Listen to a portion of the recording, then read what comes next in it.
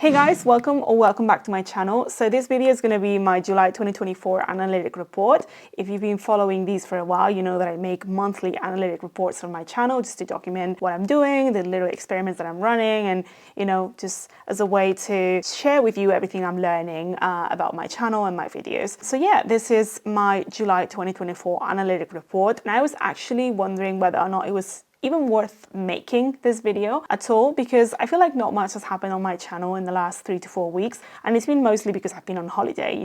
The last couple of weeks I have been in Albania and Spain, back home with my family, and during those couple of weeks I chose to prioritize time spent with them and my friends and my partner, and just generally relaxing, taking a break and enjoying life. So I did do a little bit of YouTube work. I posted a couple of videos last month. One was my monthly analytic report for June, and I also posted a case study, which was Jordan Welch. But other than that, I didn't really do that much on this YouTube channel. So obviously things, as you will see in a minute, have slowed down a little bit in terms of my growth and my numbers.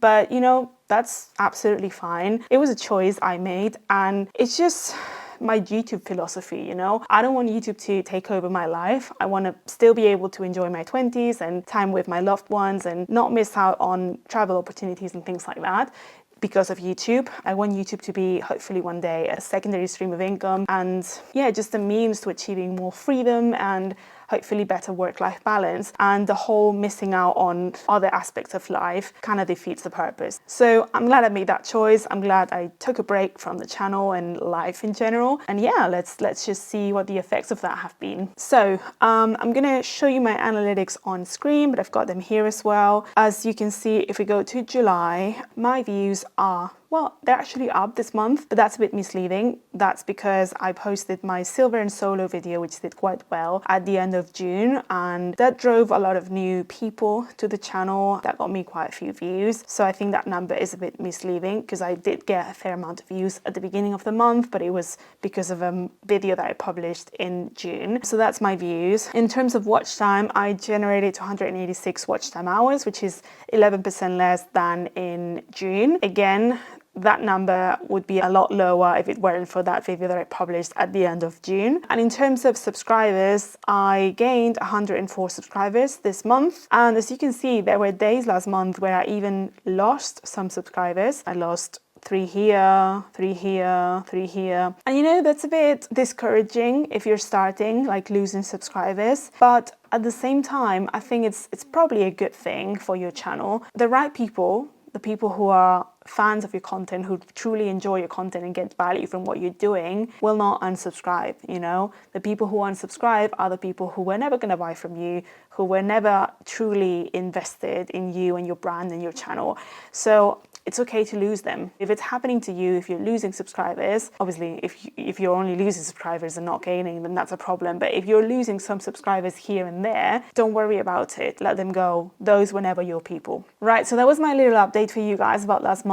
I don't have anything truly groundbreaking to share with you all. I didn't run any experiments on my channel last month, didn't really do any research or any analysis of my analytics or anything like that. So if all you wanted to see was my analytics, feel free to leave the video here. But I'm going to share a couple of things that I've been thinking about recently. That's what you do on holiday, right? You think, you have existential crisis. That's what I did. And there were a couple of things that I kept going back to, and I think those are the 2 changes that I'm going to make more like imminently on this channel, and I wanted to share them with you just because I feel like they might be helpful to some of you guys, and I think that it's things that you're going to notice, okay, in the next few weeks. The first one has to do with these monthly analytic videos. You may have noticed already, in fact, because I feel like so nervous shooting this right now. But yeah, I've started scripting these videos in like bullet points instead of word for word, which I normally do for all of my videos. As you probably know, or you've noticed from my accent, or you've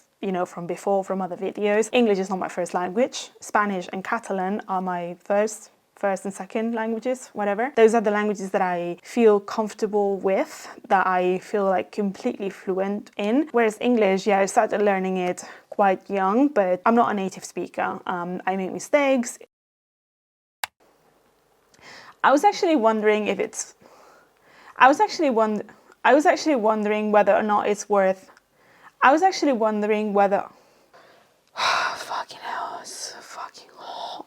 I have to think about what I want to say to some degree. It's not like I'm trying to speak Chinese, but I still have to think. And it's easy for me to get into my own head. And since I'm a bit of a perfectionist, any like small little mistake that I make, I have to like go back and film the whole thing again.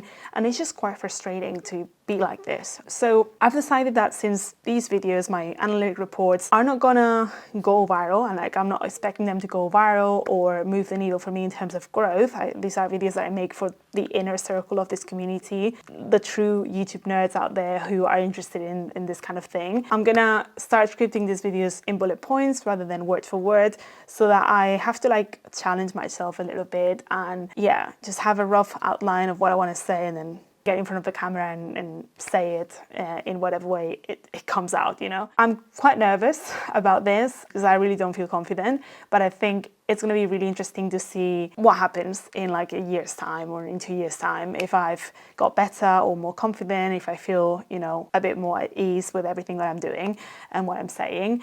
So yeah, we'll see how that goes. That is something that I have started doing with this video, and that is hopefully going to continue at least once a month with these analytic reports. The other thing that I also want to change, in this case also to improve, is my editing. I've always had this belief, and I still believe it, that you don't really need expensive camera gear like flashy edits, for example, to grow a YouTube channel. We've got plenty of proof in the form of other channels that don't edit, that don't have amazing production value, that isn't what's important. It's an unfair advantage. It's a nice to have, but it's not a must have. But I do see the value of editing and motion graphics and all that kind of thing, especially for an educational channel, because it's an easy way to explain things in a really graphic way. And I think it helps understanding to some degree, or at least in some cases. The other problem with me is that I've always told myself that I don't like editing, but I don't know how much of that is because I'm not that good at it and I don't know that much. I know all the basics, but not really, I can't really use After Effects, or I'm not a pro by any means. So I don't know how much of me not enjoying editing is due to my lack of competence. We've got plenty of evidence from research that whenever you're good at something, you enjoy it more, and vice versa. So I just really want to give myself the chance to experience editing to at least a higher level. So I've been teaching myself how to use Premiere Pro. Until now, I've been using Final Cut Pro, which is still, decent software.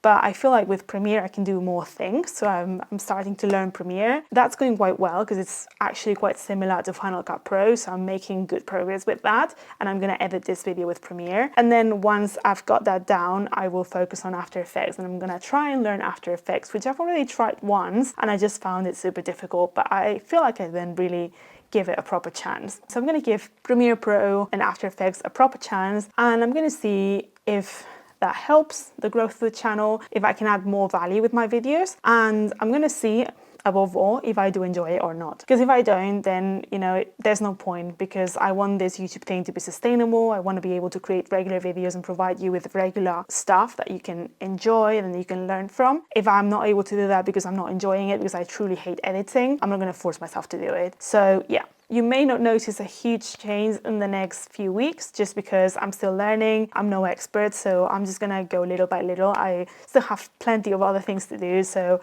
yeah, editing and After Effects and all that kind of thing is not gonna be my number one priority. So yeah, I think progress is gonna be slow, but I think in, let's say, a couple of months, you're gonna notice a massive change in the way I'm editing, hopefully.